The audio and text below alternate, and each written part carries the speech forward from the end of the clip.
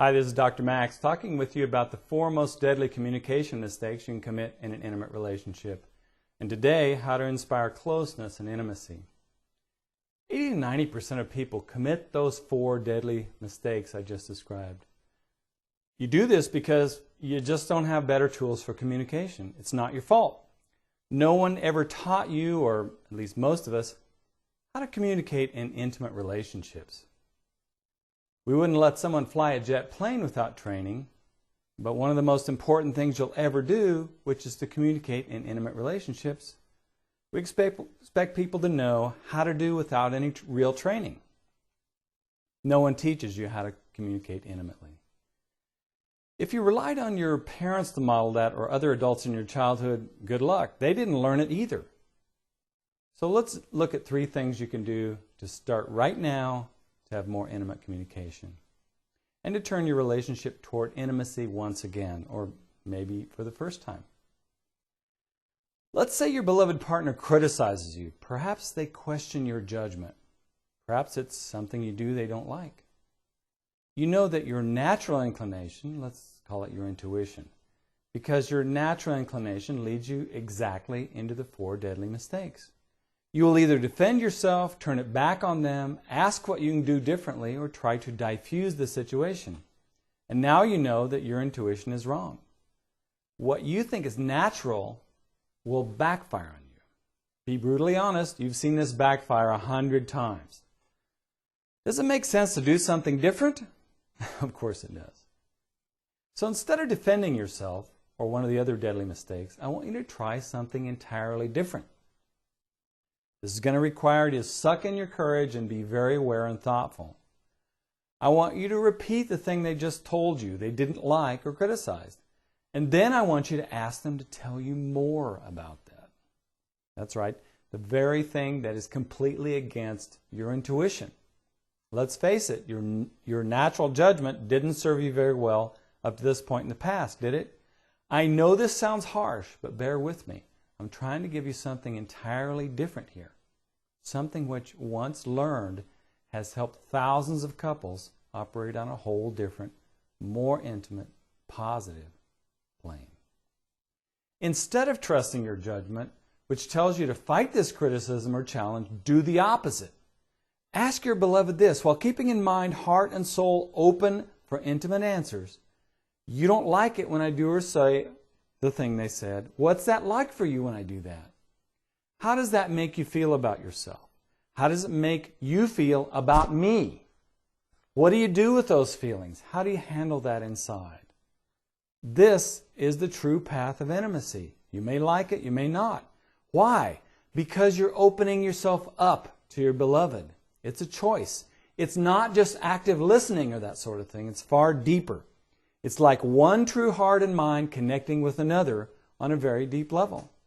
You see, in this case, the questions I just asked encouraged you to respond.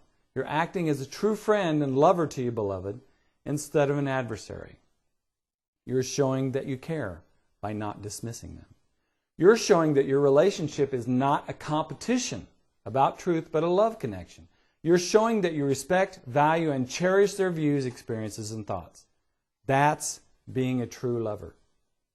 You're going out of your way, and even against your nature and your training, to be an intimate partner with your beloved. That's what true intimacy is about. It's not about being adversaries. It's about being allies who value one another. One man, let's call him Carl, was very obstinate about this. He said, "But what she's saying about me is not true. She says I didn't defend her honor and good name with my family, and I did." I said, "Well, Carl, what do Louise's friends believe?" He said, "They're completely buffaloed by Louise. They believe I didn't defend her honor and good name with my family." I said, "Who does she consider her friends, her intimates and her allies, you or her friends, are on this topic?" He said, "She considers them her friends and more compassionate and loving with her, but I am. It's not true." "It's 100% true for her, Carl." I said, "You have to decide whether to be Louise's friend and ally or to be her adversary." "But am I supposed to agree with something which isn't true?" he asked. "What's not true?" Oh, I see. You're saying it's 100% true that she doesn't feel supported and encouraged by me. And that's exactly what she's saying I do with my family. Now you're getting it, Carl. So what do I say to her, Doc? You ask her what it's like to have a husband whom you feel does not defend her honor and good name with your family, as she sees the truth of this. I understand that it goes against your view of what happened. But do you care more about being right or about being intimate and close with your wife, who is, by the way, hurting a lot right now? I care about her, he said. So he turned to her. Honey, what's it like for you to have me not defend your honor and good name with my family? I don't have to tell you that this was the beginning of true intimacy between this couple. I was really proud of Carl that he grasped this powerful approach so quickly and was ready to lay aside his defensive and stubborn stance. He and Louise are well on the way to intimacy and towards saving their marriage. Louise is also learning to do the same with Carl. It's taken her actually a little longer than Carl. Why? Because often women in our culture are taught to believe that they are superior and right about relationships. Amazingly, I've found men often to be more flexible in changing their ways. The great thing about these simple approaches is that anyone can learn them if their mind and heart are open to having true intimacy. Be brave, be powerful, go against your ordinary judgment. The beginning of true intimacy here was due to Carl's courage. He was willing to get outside his comfort zone and try something new. It was extraordinary how quickly intimacy came back between this couple, or as they said, for the first time. It wasn't their fault. They didn't know how to do this. They'd never experienced this kind of direct guidance about the 4 deadly mistakes and how to almost instantly and easily correct them. Carl was brave to take the lead, but Louise was very willing to try this too.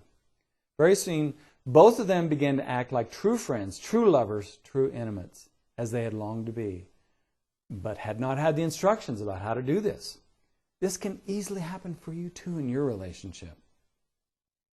This is just one of the methods I outline in my course. This is just one of the 10 days I show you which will help you take your relationship from the depths of despair and hopelessness into a new level of communication and understanding. Come on over to 10daystoagoodmarriage.com and I'll lay it all out for you. Talk to you later.